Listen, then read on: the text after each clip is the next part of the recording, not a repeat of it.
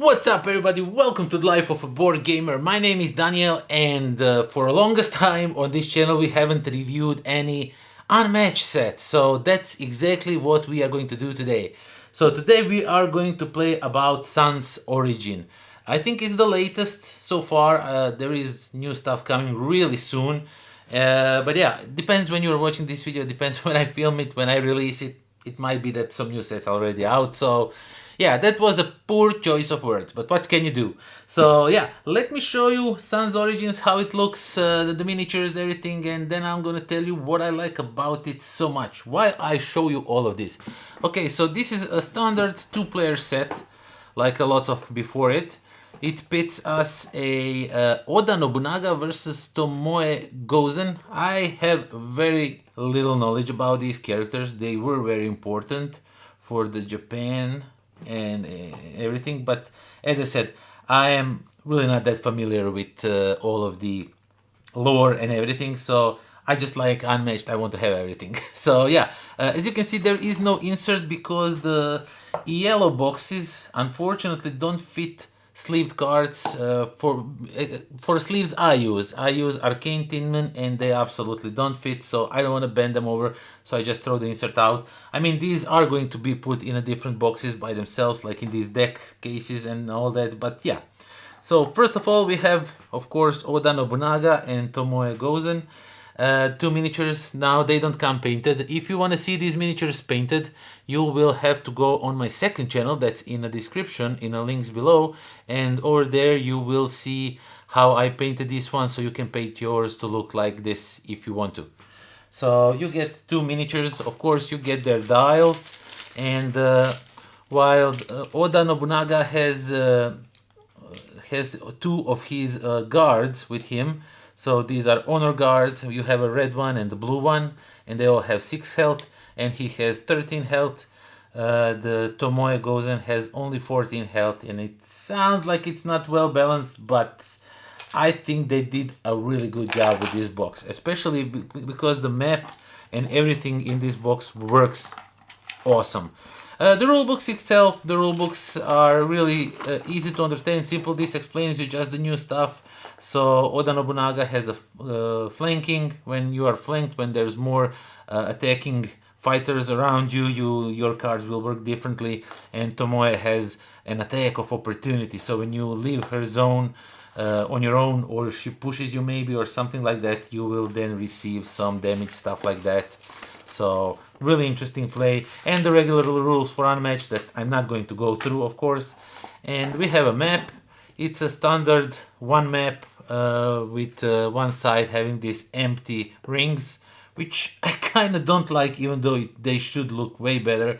But I kind of like this type of board. You know, it's much easier to read what miniature is in which zone. And as you can see, this map is really interesting. This is, I think, one of my favorite maps, because you know there's very few things. For example, there's only one way down from over here.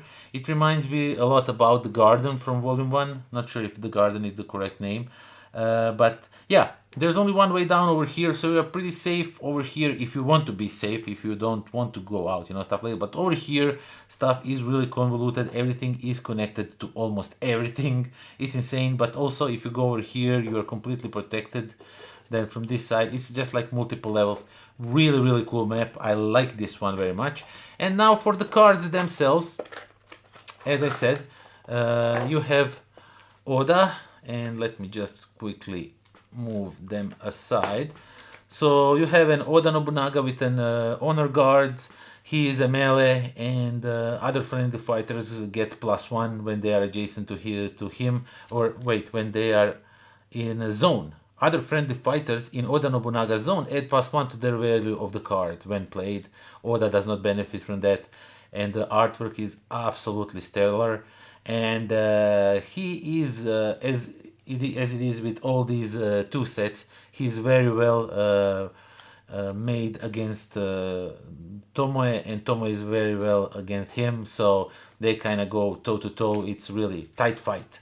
So yeah, artwork absolutely gorgeous. I really love it. There's lots of cancels. There's lots of different things. Lots of these. Oda is really mean character. he can do a lot of great stuff. And Tomoe has, as I said, she's a ranged. She also has a move too.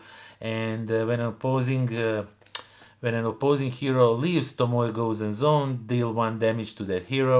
So you deal 1 damage whenever the hero leaves her zone, and she can do that a lot of times. So yeah, artwork stellar. What more can I say? It just works wonderfully, and she has a lot of great cards in her hands. So I don't know, if I'm not really like on a competitive side to say if some characters are better or not, like where would I put them. I don't play that much Unmatched to kind of have that extensive knowledge about each character versus each character.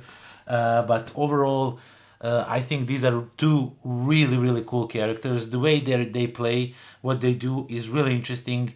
You know, with Tomoe, you want other persons leaving your zone, you really want to play around them, you kind of have to play this 6D chess against them, but it really pays off. You kind of chipping them little by little and they can't do anything about it.